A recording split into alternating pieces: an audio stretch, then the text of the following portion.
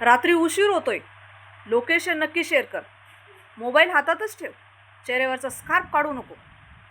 ही भीती नेमकी कुणाची असते? तिने घातलेल्या छोट्या कपड्यांची असते, का तिच्या राहणीमानाची असते, का तिची स्वतःची असते? तर ही भीती आहे आपल्या समाजाच्या वाईट नजरेची.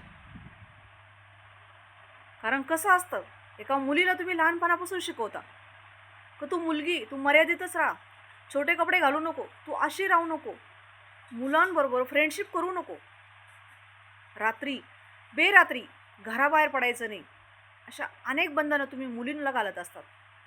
परंतु त्याच घरात तुम्ही मुलांना अगदी मोकळं सोडलेलं असतं.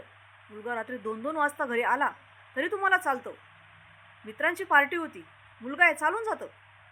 परंतु मुलगी रात्री 11ला जरी घरी आली तरी तिला तुम्ही वेगवेगळे प्रश्न विचारून वेडं करून टाकता.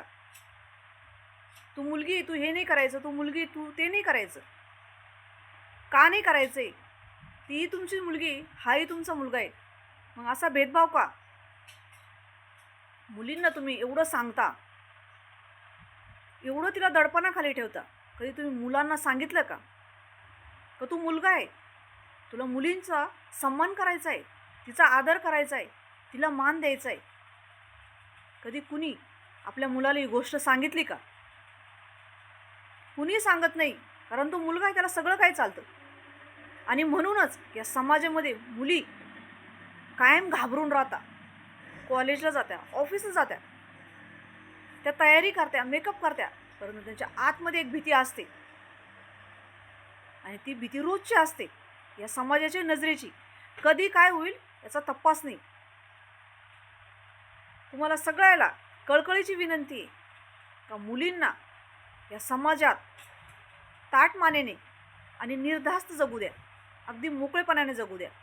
आणि तेव्हाच ती मोकळी जगू शकेल जेव्हा तुम्ही तुमच्या मुलांना योग्य संस्कार देणार. कारण जेव्हा प्रत्येक मुलगा एका मुलीची, एका लेडीजची रिस्पेक्ट करेल, तिला मान सन्मान देईल, तेव्हाच मुलगी सेफ राहील, सुरक्षित राहील.